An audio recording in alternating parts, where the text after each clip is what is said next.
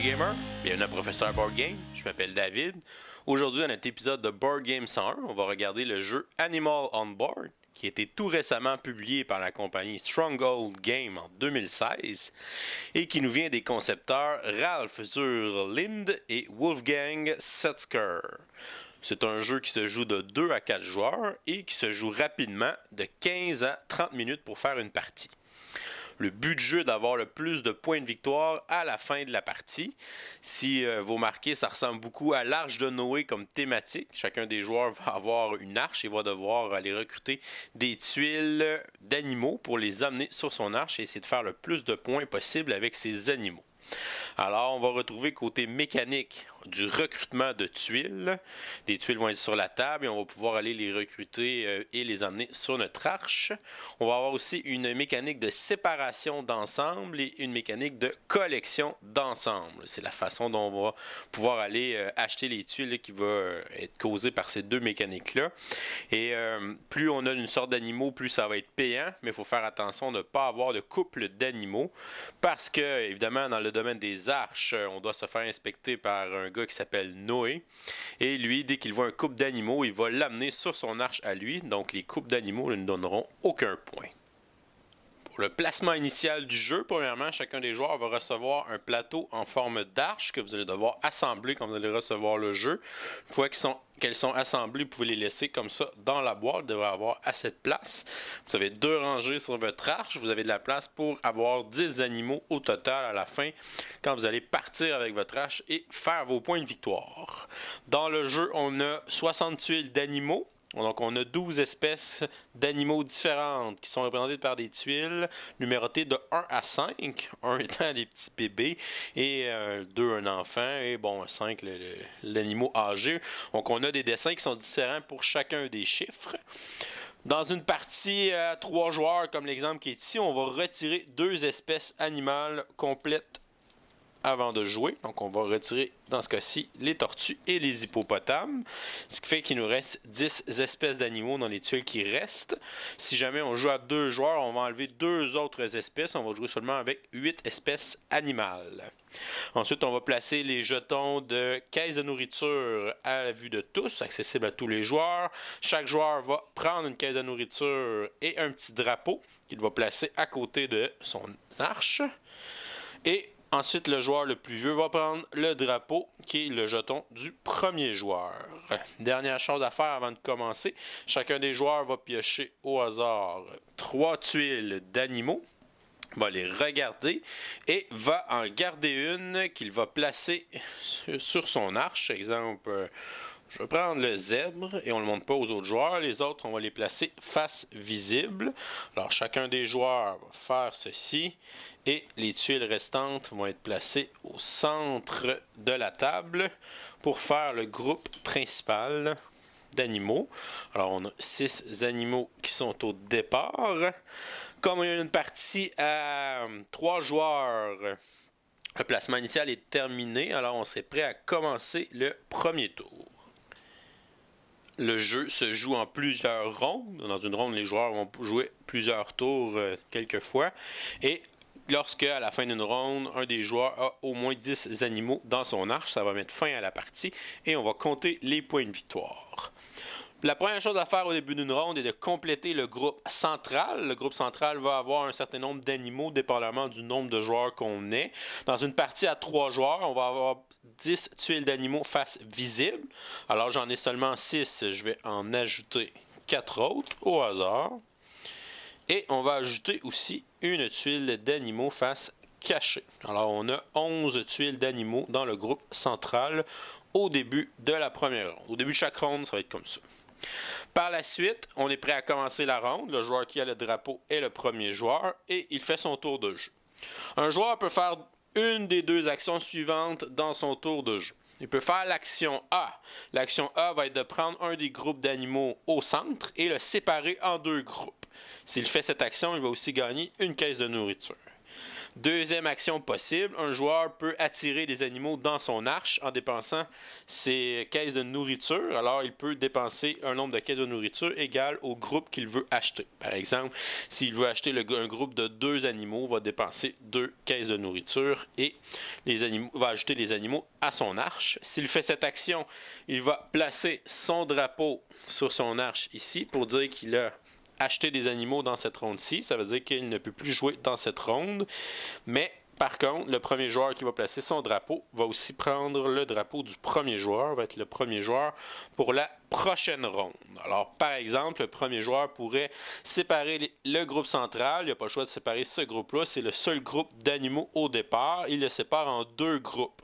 Il n'est pas obligé de respecter où les tuiles sont. Par exemple, il pourrait dire, bon, ces deux-là avec lui... Puis le zèbre ici, je fais 2 groupes avec ces animaux-là. Il l'a séparé en 2 groupes. Il va gagner une caisse de nourriture qu'il va racheter à sa réserve. Le prochain joueur va faire la même chose. Vous pourrez décider de séparer ces 3-là ensemble et de laisser ces 3 animaux-là ensemble et de prendre une caisse de nourriture. Faire attention, on ne peut pas avoir plus que 5 caisses de nourriture dans notre réserve. Si jamais on refait l'action de séparer un groupe et de gagner une caisse et qu'on dépasserait la limite de 5, à ce moment-là, au lieu d'en gagner une, on va en perdre une. Donc on va passer de 5 à 4 caisses de nourriture. Le troisième joueur pourrait séparer ça ici, comme ça. Prendre une caisse de nourriture lui aussi. On revient au premier joueur qui pourrait séparer ces deux-là. Donc on peut séparer des groupes pour faire seulement des groupes d'un seul animal et va prendre une caisse de nourriture. Le joueur qui est ici va venir séparer les 2 chameaux ensemble. Prendre une caisse de nourriture. Le troisième joueur, lui, va décider de dépenser ces 2 caisses de nourriture pour pouvoir s'acheter les 2 chameaux. Alors il va les ajouter à son arche. Et va placer son drapeau tout simplement pour dire qu'il a fait un achat d'animaux. Il va prendre le drapeau premier joueur pour la prochaine ronde. Le prochain joueur va dépenser 3 caisses de nourriture. Il va acheter les 3 animaux qui sont là. Donc l'animal qui est caché, il ne révélera pas aux autres joueurs et va le placer dans son arche comme ça. Et le dernier joueur, il va placer son drapeau pour dire qu'il l'a acheté. Le dernier joueur dans la ronde, lui, n'a pas le choix de faire un dernier tour de jeu. Donc, il ne peut pas dire je sépare, puis je me fais plein de caisses de nourriture. Il est obligé de faire l'action A et l'action B, et ensuite la ronde va se terminer. Alors, pour une caisse, il va décider d'acheter l'éléphant qui est ici. Alors, tous les joueurs ont terminé, la ronde est terminée. Alors, on regarde, est-ce qu'un des joueurs a 10 animaux dans son arche? Si c'est le cas, ça mettrait fin à la partie. Sinon, on va recommencer une nouvelle ronde. Il peut être possible qu'à la fin de la partie, on ait plus que 10 animaux, parce que si on était déjà, exemple, à 8, j'achète un groupe de 3 animaux à mon dernier tour, alors je tomberais à 11 animaux. J'en place 10 sur mon arche, et je place mon 11e devant moi. Et là, on met fin à la partie, donc les autres joueurs vont terminer le tour et on va faire le décompte des points de victoire. La première chose qui se passe avant que notre arche puisse quitter, c'est l'inspection de M. Noah. Donc, M. Noah va venir inspecter notre arche et va regarder. Et s'il trouve un couple d'animaux, donc 2 animaux identiques, il va les enlever. Ils ne vaudront aucun point de victoire. S'il y en a plus que 2, exemple comme j'ai 4 zèbres dans mon arche, ça ne l'intéresse pas. Et les animaux qui sont seuls, ça ne les intéresse pas, lui n'intéresse pas non plus. Maintenant, comme j'ai perdu mes 2 éléphants qui ont été confisqués par Noah, je peux embarquer mon singe car j'ai de la place sur mon arche. Alors on enlève les doubles avant et ensuite, si on a de la place, on peut aller embarquer des animaux en surplus qu'on a. Alors je vais faire des points seulement avec ces 9 tuiles d'animaux. Ça se peut que les autres joueurs aient plus de tuiles pour faire des points ou moins de tuiles, parce que la partie se finit dès qu'un joueur atteint 10 animaux sur son arche, ça met fin à la partie. Alors ça se peut qu'un autre joueur ait juste 6 ou 7 tuiles à ce moment-là, je vais peut-être avoir plus de chances de faire des points. Pour les points, on va prendre les animaux qui sont seuls et on va additionner tout simplement les points qui sont imprimés sur les animaux. Donc un renard à 5, plus un singe à 3, donc 8, 12, 15, 18 points avec mes animaux qui sont seuls. Chaque caisse de nourriture va aussi vous donner des points, donc 18, 19, 20. un point par nourriture. Donc j'ai maintenant 20 points. Et mes zèbres, lorsque j'ai plus que 2 animaux, donc j'en ai 3, 4 ou 5 d'une même espèce, on appelle ça un troupeau. Et chaque animal dans le troupeau vaut 5 points. Donc peu importe le chiffre qui est imprimé dessus, ils valent 5 points chacun. Alors à ce moment-là, 5, 10, 15, 20. Alors 20 plus 20 signifierait un total de 40 points de victoire. Alors on regarde le joueur qui a le plus de points de victoire et celui qui en a le plus est le gagnant. Si jamais on a une égalité, le joueur qui a le plus d'espèces différentes sur son arche va remporter la partie. Et voilà, c'est comme ça qu'on joue à Animals on Board. Je vous reviens avec mon opinion personnelle. Qu'est-ce que je pense du jeu Animals on Board? Premièrement, si on regarde les composantes, on a les tuiles d'animaux là, qui sont très bien, les jetons aussi pour les caisses de nourriture, le drapeau, donc des jetons qui sont en carton, qui sont solides, l'arche qui est vraiment bien, là, on l'assemble, une fois qu'elle est assemblée, je vais trouver un moyen de les placer dans la boîte pour ne pas avoir les désassembler, pour pas que ça s'use pour rien. Donc c'est beau, c'est efficace aussi, ça tient nos tuiles d'animaux devant nous. Donc vraiment bien pensé là, pour les différentes composantes qu'on retrouve dans le jeu.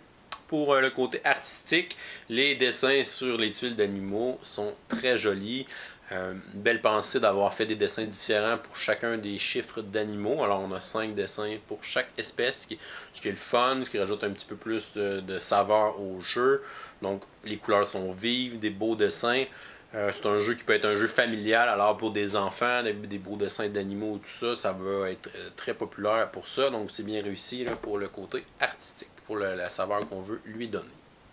Pour la complexité du jeu, on se le cachera pas, c'est un jeu qui est très simple, s'explique en 2 minutes, se joue aussi rapidement, donc si on joue à 2 joueurs, là, ça prend à peine 15 minutes.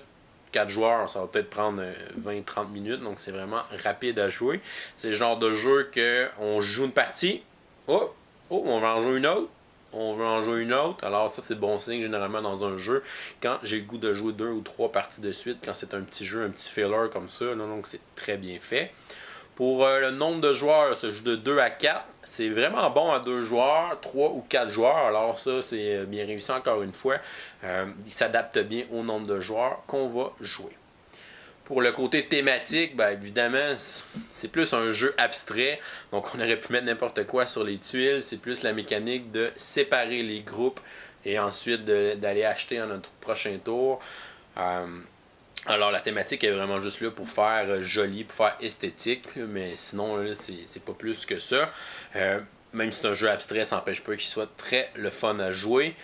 J'aime bien la mécanique justement de séparer le groupe. Pourquoi tu sépares ces 2 animaux-là tout seul? C'est parce que tu veux les acheter ou parce que tu veux pas j'achète les autres ou tu fais ça juste parce que tu veux avoir une caisse de nourriture. Donc des fois on peut placer plein d'animaux différents ensemble, puis l'autre va se dire bon, il achètera jamais ça, il y a plus trop d'espèces différentes, puis c'est le contraire, c'est en plein ça qu'il veut faire. Il les met de côté, puis à son prochain tour, il va les acheter. Donc il faut essayer de deviner un petit peu qu'est-ce que l'autre veut faire, il faut essayer de se rappeler un peu qu'est-ce que l'autre a acheté. Si l'autre a acheté beaucoup d'une espèce, puis tu sais qu'il y en a plus que 2, ben à ce moment-là, peut-être que tu ne voudras pas qu'il achète les autres membres de son espèce parce qu'il sait qu'ils vont valoir 5 points chacun. Alors tu vas peut-être les placer tout seul, il va être obligé de les acheter un par un pendant que toi tu vas acheter peut-être 3 ou 4 tuiles en même temps. Ce qui peut faire que tu peux mettre fin à la partie vite puis espérer gagner avant que lui ramasse tous les animaux de la même espèce. Alors, ce qui est le fun dans ce jeu-là, c'est que c'est un jeu qui est simple, mais c'est un jeu qui est complexe en même temps. Donc c'est simple d'apprendre à jouer, c'est simple de jouer, mais une fois qu'on joue, on réalise que il y a une belle complexité, une belle profondeur dans les stratégies qu'on peut faire. Même des gamers entre adultes vont apprécier la profondeur que ce petit jeu-là va amener. Les gens qui veulent jouer en famille, ben, avec des enfants, un jeu avec des petites tuiles d'animaux, ça va être parfait. Les enfants vont aimer ça jouer. Alors, ils s'adaptent vraiment à plein d'audiences différentes. Donc, une autre force de ce petit jeu-là. Pour mon appréciation de Animals on Board, je vais lui donner la note de B. Un bon jeu simple, familial ou bien un petit filler là, qui est amusant. Je vous recommande fortement. C'est tout pour aujourd'hui. Je vous dis à la prochaine et continuez de gamer.